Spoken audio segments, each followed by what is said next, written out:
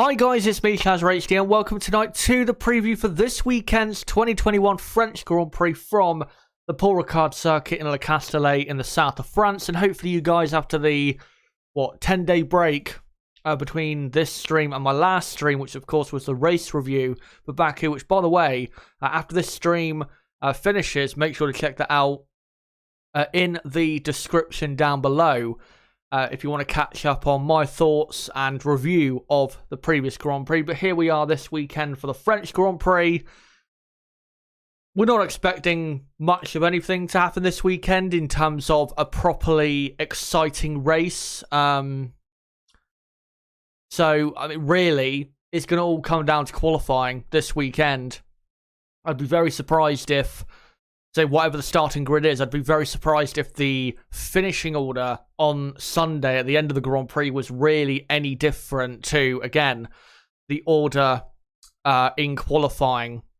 Because even though they have resurfaced some of the corners here, you can't overtake here. You just can't, especially with that chicane on the middle of the Mistral Straight. There's just no chance of passing at this circuit, as we saw in the greatest, or one of the greatest, I should add, shit shows of all time, the 2019 French Grand Prix, where even when we did finally have some proper action, they cut away and show something else, which just sums up this Grand Prix. So I'm sure it'll be a thrilling Grand Prix on Sunday.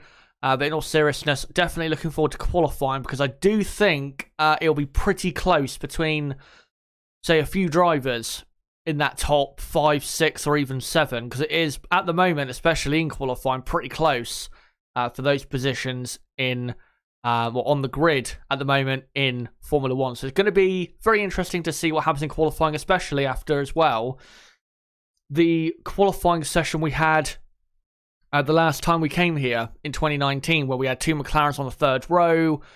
We had, a Ferrari and a Red Bull, who at the time should have been clearly quicker, down towards the bottom end of the top 10, and nowhere near getting into, the top positions. And it was a pretty close session between everyone, except for the 2 Mercedes at the time. So if it lives up to that, but maybe slightly better, then again, qualifying could be a very exciting session where we maybe even get a couple of surprises. But coming into this Grand Prix, let me first go into the top 10 of the Drivers' Championship. Max Verstappen, of course, after the last Grand Prix, where Verstappen and Hamilton did not score. One, because Verstappen had a tyre failure, and secondly, because Lewis Hamilton made a mistake at turn 1 on the restart of the race, and because, again, they both failed to score points in the Grand Prix. It is still Max Verstappen leading by just 4 points. Sergio Perez is up to third and has closed the gap massively, of course, with his race win in Baku to the 2 ahead of him. Lando Norris is just behind in 4th, and Charles Leclerc is in 5th. And then after that, you have Bottas, Sainz, Gasly, Vettel, and Daniel Ricciardo. Of course, Gasly and Vettel making moves after a brilliant race in Baku. Of course, Sebastian Vettel finishing 2nd. His first podium for Aston Martin, and Aston Martin's first podium of the season. And Pierre Gasly getting his first podium of the season. And again, AlphaTauri's first podium of the season. Coming into this Grand Prix, this is the situation in the Constructors' Championship. Red Bull leading by, I think, 36 points, it is. Yep, just about, I think. 36 points, is it? Let me just... No, I think it's 26 points, actually. Sorry, the maths is very bad there. But yeah, Red Bull have got a decent lead over Mercedes. Of course, Mercedes at this Grand Prix, you would be expecting, and we'll get into that in a moment, you'd be expecting Mercedes to really bounce back this weekend around a circuit where they've been historically so good. So, we'll see what they can do. Ferrari up to third of the last Grand Prix. Still, though, only 2 points between them and McLaren. So, that battle is not over. And also, I have to say, surprising how close they still are, Ferrari and McLaren, to the 2 ahead of them in the Constructors. A Ferrari only, 55 or 54 points behind Mercedes after 6 races, which I don't think anyone saw coming, honestly, by this time of the season. And then you've got AlphaTauri, a long way back points-wise, in 5th place, with Aston Martin 2 points behind in 6th. Alpine quite a bit behind in P7.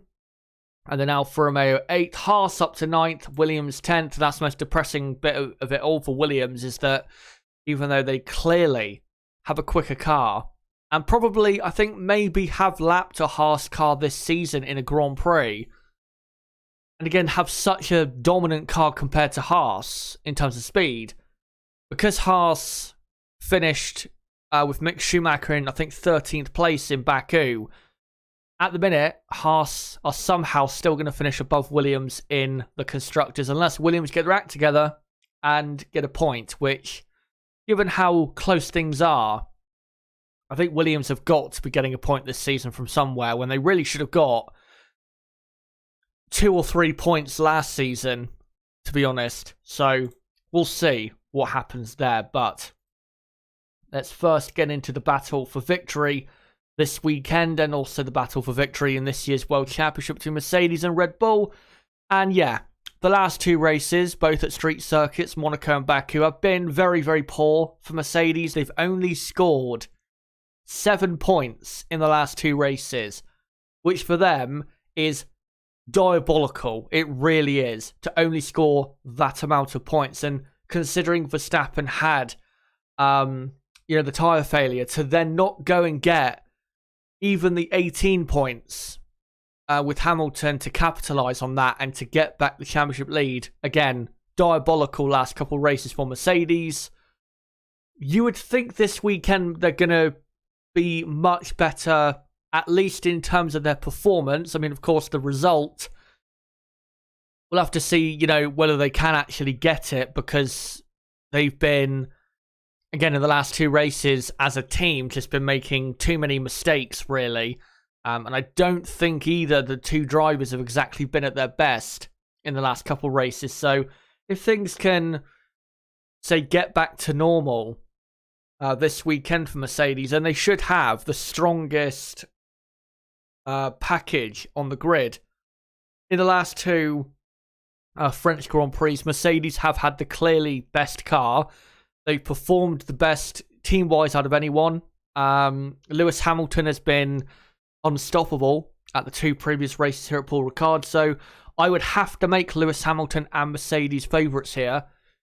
I think, though, it will be certainly closer than people think. I don't think, Verstappen and Red Bull are going to be, 2 to 3 or even 4 tenths behind, say, in qualifying. I don't think that'll be the case. I still think it'll be very, very close. And without doubt, even if Mercedes do have that quicker car by, say, a tenth or 2 around Paul Ricard this weekend, because Red Bull have definitely much better momentum at the minute than Mercedes do, the confidence really is with Red Bull. I mean, Mercedes, they're going to have confidence because they are the best team on the grid. They have such incredible ability. That's why they've won so many world championships in a row. Because again, the ability of their team is, or has been since 2014, just quite frankly unstoppable. And almost impossible for any other team to put up a fight against them. So, I mean, they're going to have confidence, of course, but compared to Red Bull, I think Red Bull definitely, coming into this weekend, I think even they will know that they're not going to be favourites for this Grand Prix this weekend, again, because of the history of the last couple of French Grand Prix and what Mercedes and Lewis Hamilton have done. But they'll know, as long as they don't make mistakes and do their job, they're going to be very close, at least, to a pole position, maybe even a race victory. So, I think Mercedes, really, and they do have to win this weekend, because coming up, of course, after this race in France, we have 2 races in Austria, of course, around the same circuit, the Red Bull Ring, the Styrian Grand Prix, and then the Austrian Grand Prix. If Mercedes don't win this Grand Prix, they're in trouble. They really are in trouble, because I do think Verstappen and Red Bull will be clear favourites for those 2 races at the Red Bull Ring, because, of course, it's a home race for Red Bull. Of course, their home country. I think one of the Grand Prix in Austria, there's going to be a full sellout crowd, which is great. And of course, the Verstappen army will be out in force. So Max is going to be even more pumped up for one of those races. Can't remember which one it is. I think it might be the Austrian Grand Prix, which is the third part of the triple header. So, like I said, if Hamilton does not win this Grand Prix, I think they're in trouble because they could end up at the end of this triple header with no race victories if they don't win this one. Because I mean, it's possible that they can win, say, one race around the Red Bull ring, but because of the competition in Formula 1 at the moment and how close, say, the top 3 or 4 cars are and how great the drivers are at the absolute top, say, 5, 6 of the grid at the minute, they're going to have to be almost perfect in Austria to win the Grand Prix or win one of those Grand Prix in Austria. So this weekend for them is, without doubt, their most important race of the season, because I just feel that if they don't win this, then not even with the 2 Austrian races, but with the race at Silverstone and in Hungary as well, you could have easily a situation where Red Bull and Verstappen have a comfortable lead going into the summer break. Because you'd have to say, again, with the 2 Austrian races, that Verstappen and Red Bull are the clear favourites, and it'd be very hard to see Verstappen not winning at least one of those races in Austria. And then even though at Silverstone, of course, Hamilton is great there, Red Bull and Verstappen are going to be very competitive there. Of course, after last year where they won one of those races at Silverstone, the 70th anniversary Grand Prix that time.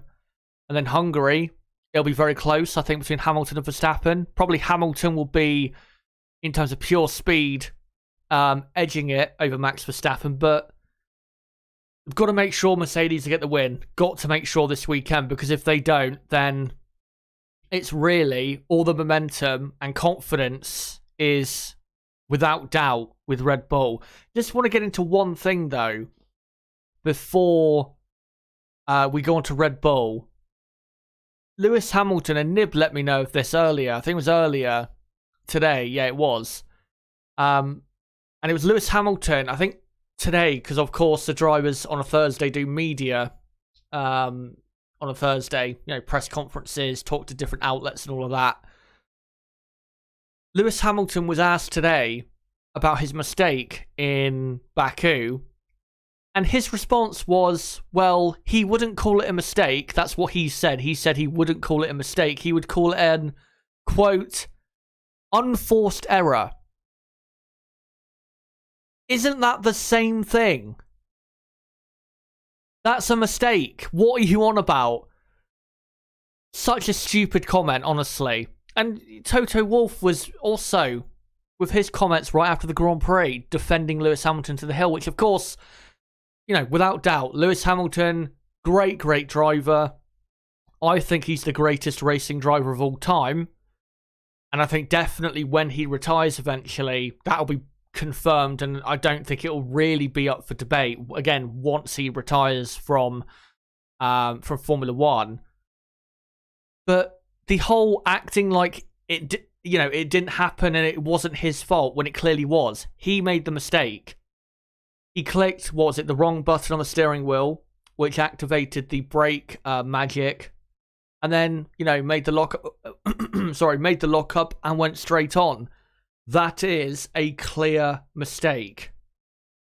Clear and obvious. I just don't get what they're trying to do with this deflection game of, well, it was a mistake, it was just, you know, a bit of bad luck, or however, you know, they're trying to frame it. It's just so stupid. Just admit you made a mistake and move on. Just seems petty to me that they're acting this way. Maybe the pressure of this, you know, Verstappen and Red Bull, say, title challenge is getting to them. I mean, I doubt it, but you never know. I just don't understand why they're doing this. It would just be pretty simple to just say, you know, mistake made, move on, rather than just play it off as well. It wasn't a mistake. It was an unforced error. So stupid. So stupid. Anyway, let's move on to Red Bull and Max Verstappen. Of course, the race in Baku.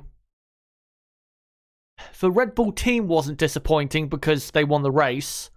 You can't say it's a disappointing race if you win, even if you don't win with the driver that you wanted to win with. And they didn't extend the championship lead in the drivers' title race. So I know that would have been a shame for them, but still, it was a successful Grand Prix for them in Baku, with Sergio Perez getting the victory and the third win for Red Bull this season. But Verstappen, considering he was leading and Hamilton was in third, and Verstappen, I think, would have pulled the gap to 15 points after that race, and then coming into this Grand Prix, he will be... I think he definitely would have been disappointed to a certain extent. He wouldn't have been massively disappointed, I don't think, because of what happened to Lewis Hamilton. I mean, if Lewis Hamilton, did maintain position over Perez after getting ahead of him on that restart and won the race, I mean, Verstappen would have been gutted because Hamilton would have been leading the championship by 20 or 21 points, which would have been a massive swing in Lewis Hamilton's favour. But I think Verstappen definitely will be keen to this weekend, even though it will be very difficult, again, because I do expect Lewis Hamilton and Mercedes to be competitive.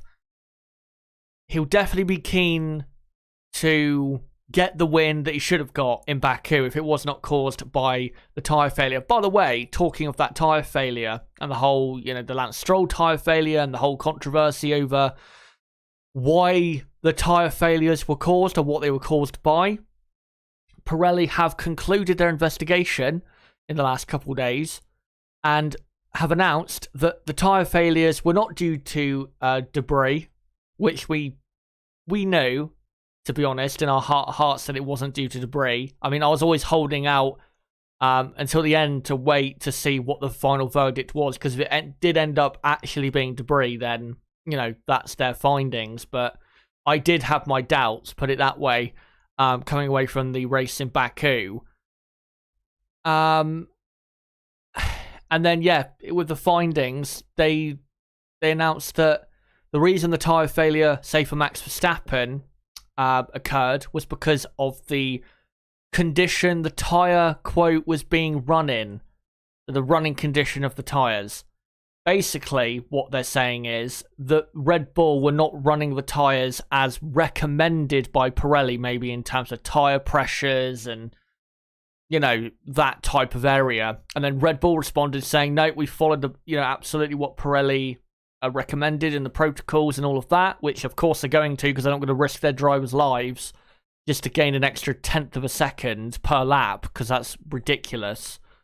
And it's been a massive own goal for Pirelli. As well, a bit concerning coming into this Grand Prix, because this Grand Prix at Paul Ricard, tyre wear is very important. Also, tyre stress is, or can be, quite critical around Paul Ricard.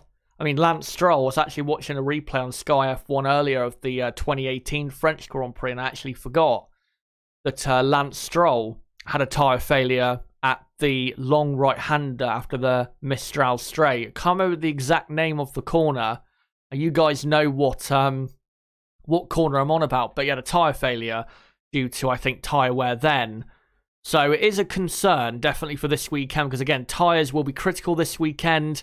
I think tyres actually will be more important this weekend when it comes to the performance of the teams, especially in the Grand Prix. Because, again, if you're burning your tyres up a lot quicker than others, then you're going to struggle massively the French Grand Prix, especially if we do have a hot race on Sunday, which I think we are in for as well. So it's not like we're coming this weekend to a circuit where tyre wear is not important. The Red Bull Ring, for example, tyre wear can be important, only if you do a long stint, though. If you do a stint that's reasonable enough, it shouldn't really be a problem, because there's, lots of straights around the Red Bull Ring. But this weekend it will be a concern for the teams, and it's not a new thing, of course. Tyres failing in the last year or so from Pirelli. because they've been ran too long, even though Pirelli thought they would go the distance from when, they were pitted onto those tyres. For example, at Silverstone, of course, last year, the 2020 British Grand Prix, Sainz, Bottas, Hamilton having their tyre failures because they had to pit earlier than they would have normally onto the hard compound tyre, and then they tried to do, 40 laps on the hard, and then ended up running completely out of tyres at the end of the Grand Prix and actually having a puncture. So, with these tyre failures, again, not great to see. I will say with the Silverstone one, it is kind of similar to Baku. I mean, the Baku track is not similar to Silverstone, but one point that was being made in my Discord, which is very good, is that Pirelli did bring softer tyres for the Grand Prix in Baku than they did in 2019. They brought the C4, C3, C2, when in 2019 they brought the C3, C2, C1, which of course is the hardest compounds of tyre. So they were more aggressive on that, I think because they realised the tyre wear maybe in 2019 was not really existent at all.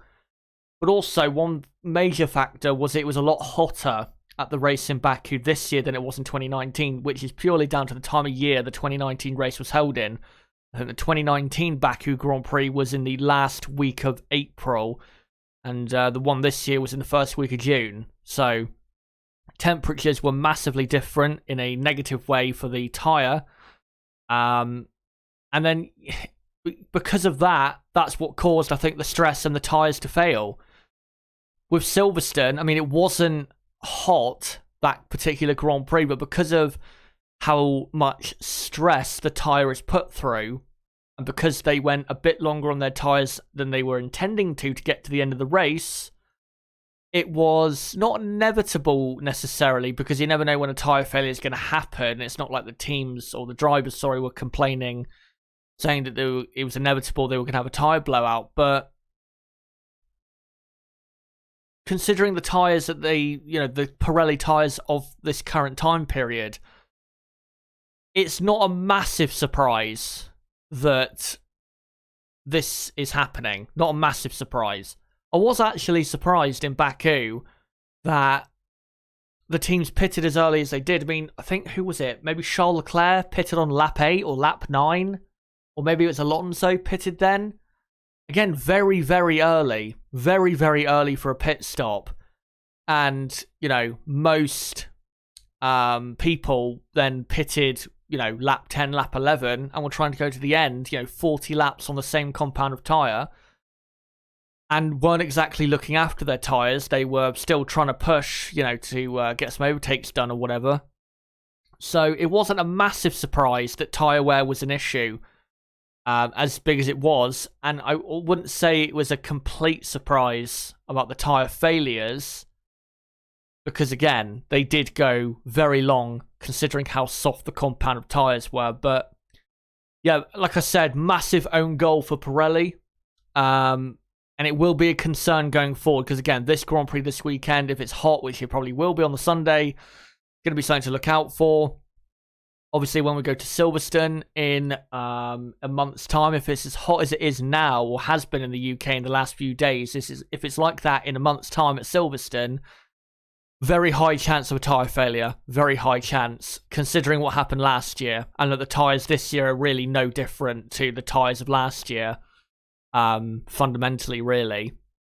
And then, obviously, the Hungarian Grand Prix can be very stressful on the tyres, but the corners there aren't as long, say, as Silverstone, say the faster corners, so that can help. But tyre wear, again, very important. Then, of course, Spa, the fast corners there, very long.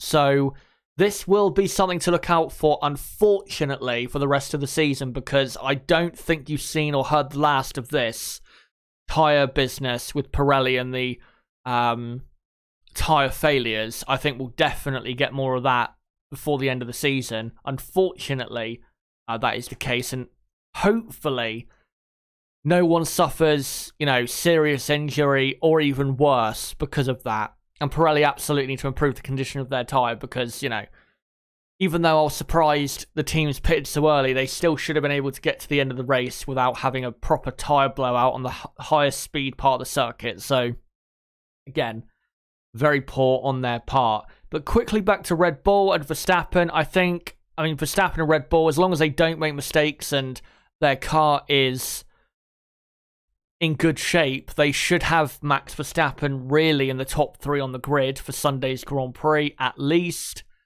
If you're Red Bull and Verstappen, you'd be hoping it would be second at worst, honestly. Because I don't think, even though Mercedes, I think, will be a lot stronger, I don't think Valtteri Bottas will just magically jump up there to be right there with his teammate Lewis Hamilton. So, again, if you're Verstappen and Red Bull, you'd be hoping, at worst, second place, and then maybe, somehow, some way, take the fight to Lewis Hamilton on race day, and then try and maybe jump him like they did in Baku during the pit stop phase.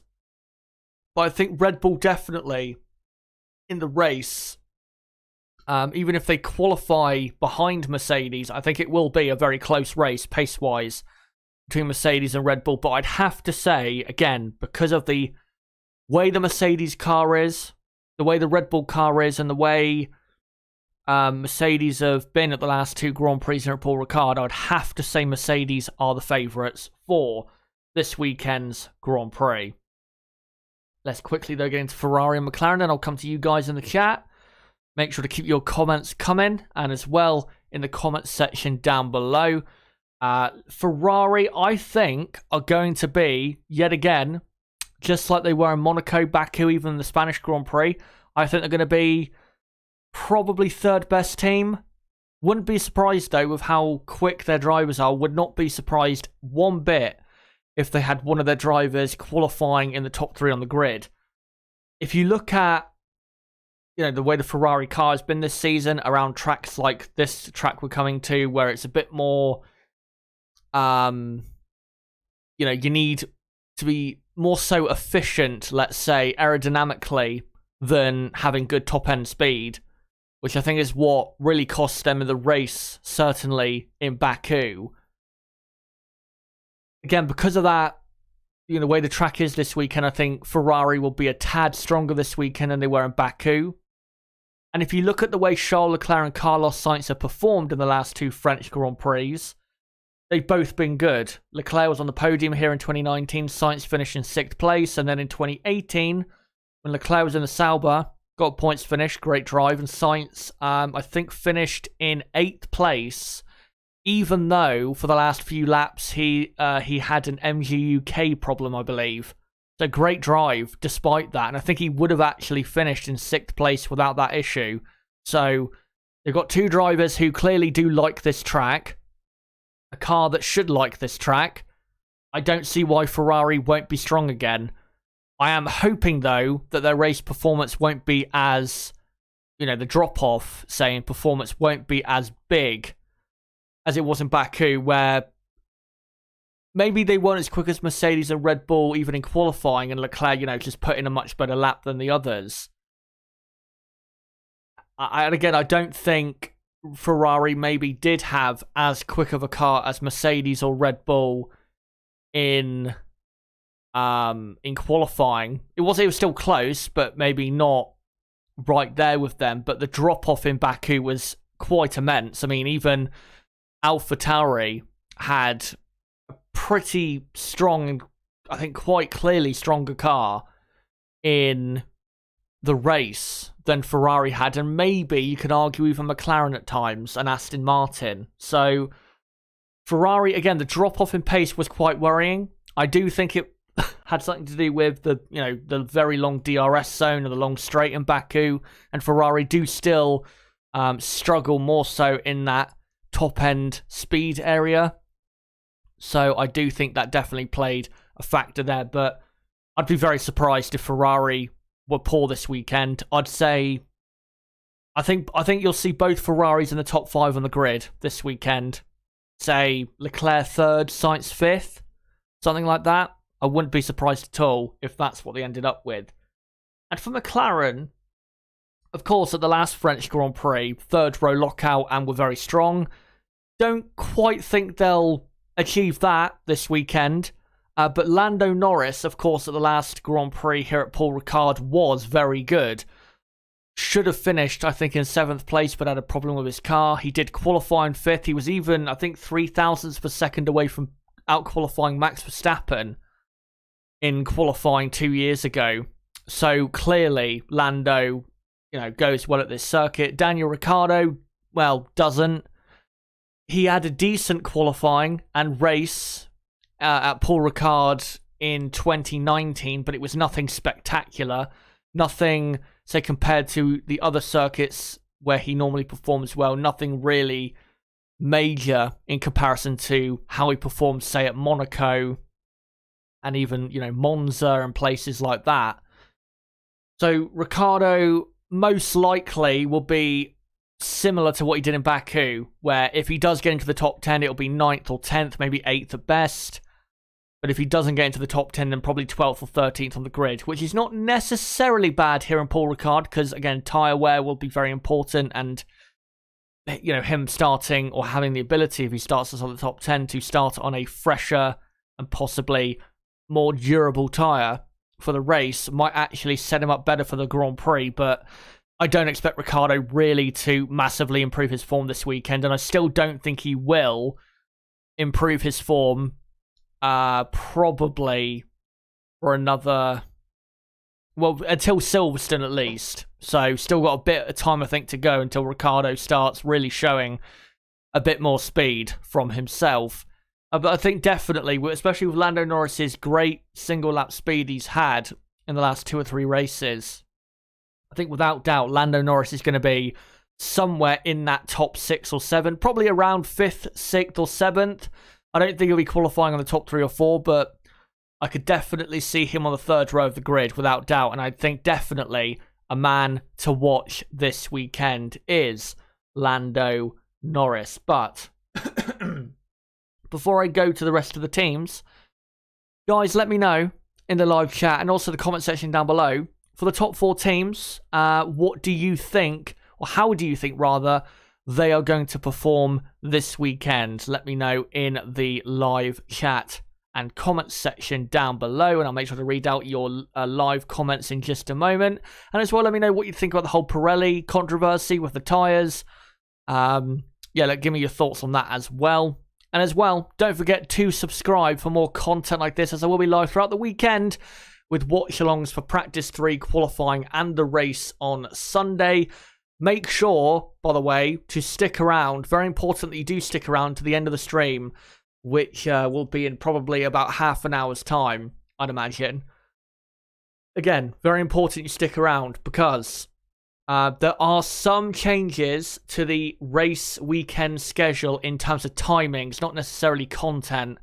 Again, the couple bits of content are moving in terms of their time slot and even day slot. So I need to make sure that you guys hear what that exact changes are, so you guys know going into the weekend. The changes, though, they're not bad. They're actually probably end up being, I think, good or better for you guys. So yeah, make sure to stick around for that. Anyway, let's read out some comments quick. Miss Shari, I think, says Ferrari are going to perform extremely well, I think, an upward trajectory. Let me find some other comments here. Will F1. But winning seems a bit far-fetched. I think Stroll's 2018 Paul Ricard tyre failure was a delamination caused by a lockup. Let me find some other... And yeah, Will F1 confirming what I said earlier about Williams lapping a Haas car this season. They did in Monaco. I think they were lapped by everyone at least once, maybe even twice, in Monte Carlo. Thomas says there will be thunderstorms for the race. I saw a weather forecasting on the Formula 1 page for the Grand Prix, and they said it would be sunny for the Grand Prix, so we'll have to see. I am presuming, again, it is going to be the south of France, so it's going to be very hot no matter what, even if it's overcast. So it's not going to be a cold race. I mean, of course, we would hope for a wet race, because That's the only way you're going to get a good race around Baku. Definitely not in the dry. In the dry, it's going to be a pretty tough watch. And I will say, I am looking forward to the Grand Prix this weekend because I always do look forward to Grand Prix because it's the old Murray Walker quote, isn't it? God rest his soul. Of, you know, anything can happen in Formula 1 and it normally does. And that's why I look forward to every Grand Prix. But I do get the feeling this weekend it's just going to be another French Grand Prix where we want to just gouge our eyes out during the race and just get it over and done with. Which 2019 absolutely was. Tonka saying Pirelli are just lucky no one was seriously injured. Otherwise, they would not have been able to sweep this under the rug. I think that's the worst bit of it all is Stroll and Verstappen were fine. And Pirelli, like you said, they've been able to just sweep this under the rug. And I will say, if they knew, and I'm not going to accuse them of this because I don't want to be getting into that, but if they knew at the circuit when they said, oh, we believe it's after an early investigation that debris caused the tyre failures, if they didn't actually believe that and they just said that to cover their arse and, you know, save face, that's very poor. Very, very poor. I'm not saying they did. I'm not alleging they did. I'm just presenting a scenario that may have happened. Again, I'm not alleging that whatsoever. But given the way certain people are, or most people are on this planet, especially people who are at the front of companies and organisations, it certainly wouldn't surprise me. And I think, considering we're already 37 minutes in, I'd best be getting into the rest of the teams. So, Aston Martin next up. Of course, great Grand Prix in Baku with a podium. Also, of course, Monaco was a great race for them as well. And Aston Martin, without doubt, in the midfield, are the team in form. And coming into this weekend, very hard to see them not scoring a point. Very hard to see them not scoring a point. I think Sebastian Vettel definitely will be finishing the points in the Sunday Grand Prix. Even if he starts in, say, 11th or 12th, I still think he'll find his way through like he has done brilliantly in the last two races. And Aston Martin, I don't think this weekend actually are going to be that great. I just don't think the circuit really suits their car as well. And if you look at the last two races here, when they were racing point, they didn't really do anything at all as Racing Point, so I don't really see anything noteworthy pace-wise coming from Aston Martin. I do think Vettel will score a point, maybe two. I just don't think it'll be anything even as good as Monaco, never mind Baku, for the Aston Martin team. But I think definitely in the next two races after this one, and of course Part 2 and Part 3 of the triple header, I'd be very surprised if Aston Martin did not score a boatload of points because there is a lot there to be scored. A lot of points there to be scored for the Aston Martin team. Also, good news, I think, for the team is they have hired the, I think, chief designer of Alfa Romeo. Let me just get it up quickly on my computer. Yeah, Luca Fabato, who was the, well, I guess is the, was the chief designer of Alfa Romeo. Aston Martin have now signed him as their new engineering director. Fabato, who previously worked for BAR, Toyota, McLaren, and Toro Rosso, so of course very experienced. And given how Alfa Romeo's car, say, the design of it has been this season, it's a pretty decent car. I'd say that's a good signing, especially from a team lower down than them and definitely smaller than them. So, good signing there for Aston Martin. Hopefully one that will be very successful for them in the future. For AlphaTauri, of course, great Grand Prix in Baku where they scored lots of points and are now up to 5th in the Constructors, which is massive for them at the moment because that really has to be 5th in their Constructors, the aim for this season. Of course, it's Pierre Gasly's home Grand Prix. He's been performing so well so many times in the last year and a half, it'd be very surprising to not see him in the top 10. I don't think AlphaTauri will have a car strong enough to be as good as they were in Baku. I don't think Gasly will be qualifying, for example, on the second row or even in the top 5 on the grid. But again, be very surprised if Gasly is not, say, at worst, 8th or 9th. I think definitely he'll be in the top 10. Probably 7th, maybe 8th or 9th, like I said, at worst. But I think probably P7 on the grid for Pierre Gasly. Yuki Tsunoda as well, coming into this Grand Prix a lot more confident than he was going into the race in Baku. He now has his first proper... I mean, of course, he scored points in Bahrain, but this was his first weekend in Baku where he put it all together and had a consistent, good weekend. In qualifying, of course, he qualified in, I think it was 8th place, but it became 7th because of Norris's penalty, I believe, or it might have become 6th, actually, with Norris's penalty, so he might qualify 7th. I can't remember exactly, but I do know he finished in P7 in the Grand Prix.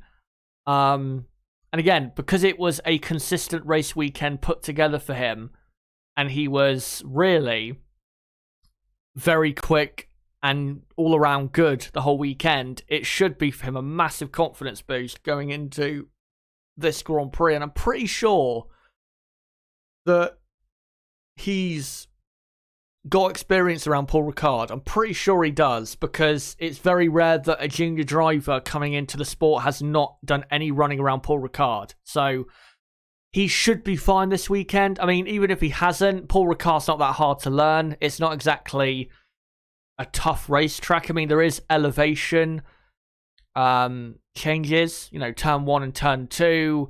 Towards the end of the lap, there is a couple, but it's nothing, massive. It's not, again, a massively difficult track for these drivers, and considering how great they are. So he should be fine enough, okay enough, however you want to say it.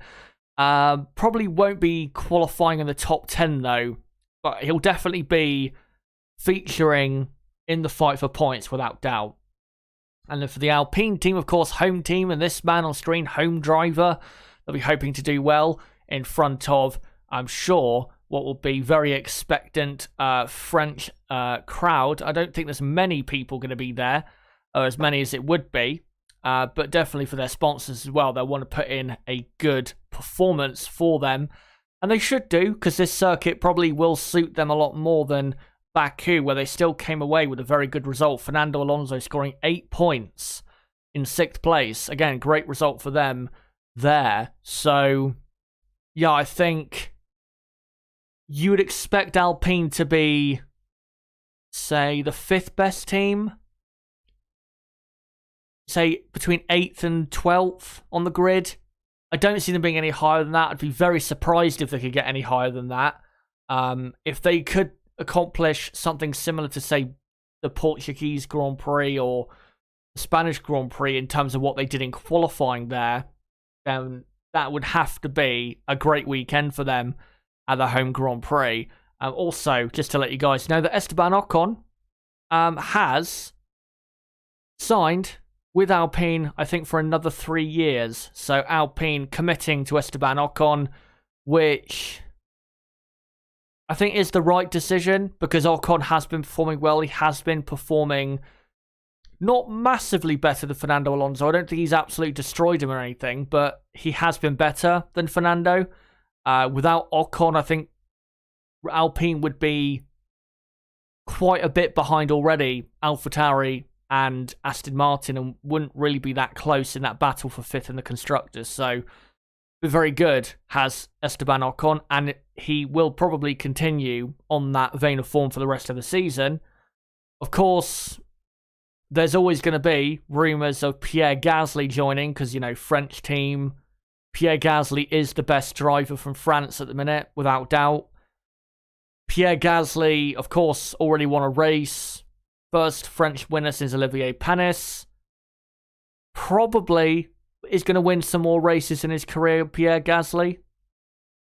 So, that's always going to be there, that speculation of will Gasly join Alpine.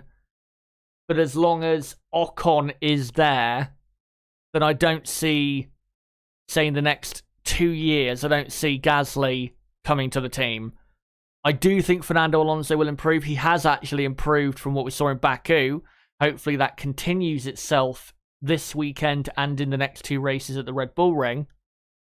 But I think as long as Alonso is competent enough, at the very least competent enough, then it's going to be Alonso and Ocon definitely next season, probably the season after as well. So looks as though for the first time in a while, it's going to be Alpine having a consistent driver lineup, which, is a good thing.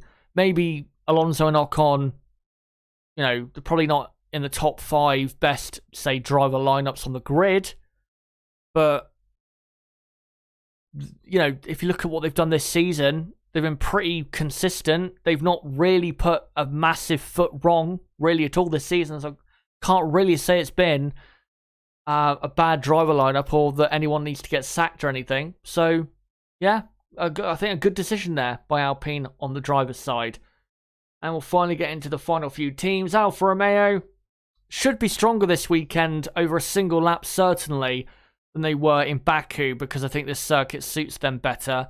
And I think if you look at this man on screen, Antonio Giovinazzi, if you look at his last performance in Paul Ricard in qualifying from 2019, he actually got into the top 10. So I think we have to look out for Alfa Romeo this weekend as a potential dark horse for a surprise result. So we'll look out for them, and especially Giovinazzi, to see what he can do. And I think definitely in the race, they're going to be, as they normally are, if they're not scoring points, they'll be on the cusp of it, say 1 or 2 seconds on track away from it. Good to see, though, that in the last 2 races, I mean, in Baku, they did need a bit of chaos for it to happen, but they have started now to get a points finish in the last couple of races, even though it's only been 1 point for the Monaco and then Baku Grand Prix. But it is nice to see that they're finally getting points, because they really should have been scoring points in Bahrain and Imola, but just wasn't to be, unluckily for them. And then finally, it's Williams. Williams, I don't really think this weekend are going to do much of anything. Honestly, I expected more of them in Baku, but they were very poor, I thought, in Baku, pace-wise. Weren't really close to anyone, really, in the race, certainly, in Baku. And this weekend, I just don't think the track suits their car. So, yeah, I think Williams are going to be pretty poor. I think definitely the Red Bull Ring, especially because of George Russell's record there in other Formula. I think he'll be very good there. And as well, I think Russell qualified 12th at the Styrian Grand Prix of last year. So look out for Russell and Williams there. They might be able to get a surprise result there. But this weekend, certainly not. And for Haas F1, of course, they will be at the back, getting lapped multiple times. Thankfully for Nikita Mazepin, the barriers are about 3,000 million miles away, so he won't be able to crash into anything. But yeah, that's your preview, guys, for this weekend's 2021 French Grand Prix.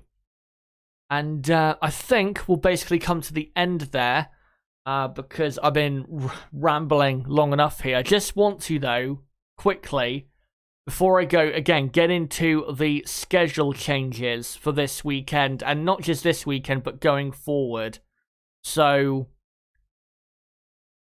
when it comes to practice and qualifying, and the watch-alongs, of course, they will remain as they are, in terms of when I go live. So, for example, on Saturday morning, I will be live at 10:45 AM UK time, for the Practice 3 watch-along for the 2021 French Grand Prix. And then I'll be live again at 1:30 PM UK time for the qualifying watch-along from France as well. And then, of course, there would normally be, after that, a race preview later in the evening. Now, the race preview is not going anywhere. I'm still going to do it. It's just going to move now to a different time. So instead, what I'm going to do is do a race preview. Haven't decided what time yet. I'll get back to you guys on that. But I'm going to do the race preview now on a Sunday morning. before the race gets underway, because I think it's better for you guys, and I think more people will end up actually tuning in if I did it on a Sunday morning, you know, just mere hours before the race started, rather than doing it the night before. So yeah, the race preview will be, again, on Sunday morning. Don't know the exact time yet. I will announce, of course, on, say, Saturday evening what the timings are exactly for the streams on Sunday. But the race preview, yeah, moving now to Sunday morning UK time. It will probably be between, say, 10 and 12, say 10 a.m. and 12 p.m. UK time, sometime between then. If it's any earlier, though, I'll let you guys know. And then, of course, this Sunday I'll be live with Nib at 1:30 p.m. UK time for the race watch-along for the 2021 French Grand Prix. And then, later on Sunday night, instead of it being on Monday night, I am going to move my race reviews to a Sunday night, because I just want to do them earlier, because I get kind of, not bored, but I just don't like having to wait as long as I do to do the race review when I'm really keen to get it done as soon as possible. Not because, again, I don't want to do it or anything. It's just I want to get out what I thought of the race and my analysis of the race and all of that on the Sunday evening. So again, I'm moving the Monday race review to now Sunday evening. It will probably be the same time of evening, say 7 p.m. UK time on a Sunday evening instead of a Monday evening. If it is any different, though, I will let you guys know that those timings are not completely for the race preview on a Sunday morning and then the race review on a Sunday night. Again, the timings are not absolutely cast iron yet, so do not bank on a race review being on a Sunday at 7 p.m. It might be 8 p.m. or 6 p.m. So, you know, I'll let you guys know what the absolute time I've decided on for those particular streams. But yeah, a couple of schedule changes there. The reason I'm doing it is I just think it'll fit better. And I think, again, it'll get more people watching that way if I move it to different timings. So that's why I'm doing it. And hopefully it will pay off. And I think it probably will. Not massively, but it will play a bit more than it is at the moment in, or what was its current slots. But guys, thank you very much for coming on to this preview tonight for the French Grand Prix. And of course, like I said, I'll be live 10:45 a.m. UK time for the Practice 3 watch along at Paul Ricard. So don't forget to come along to that and subscribe to the channel for more content like this. Bottom right of the screen, you can subscribe right there, or go to my channel page and do it there. And whilst you're there, hit the notifications bell for more notifications for my streams and videos. As well, don't forget to smash the like button. Share this video and channel everywhere you can. Comment down below what you think is going to happen this weekend at the Grand Prix in France. And as well, don't forget to join my Discord server, another great place for notifications, my videos and streams. But guys, until Saturday morning and the Practice 3 watch along for the 2021 French Grand Prix, guys, it has been me, Chaz HD. Goodbye.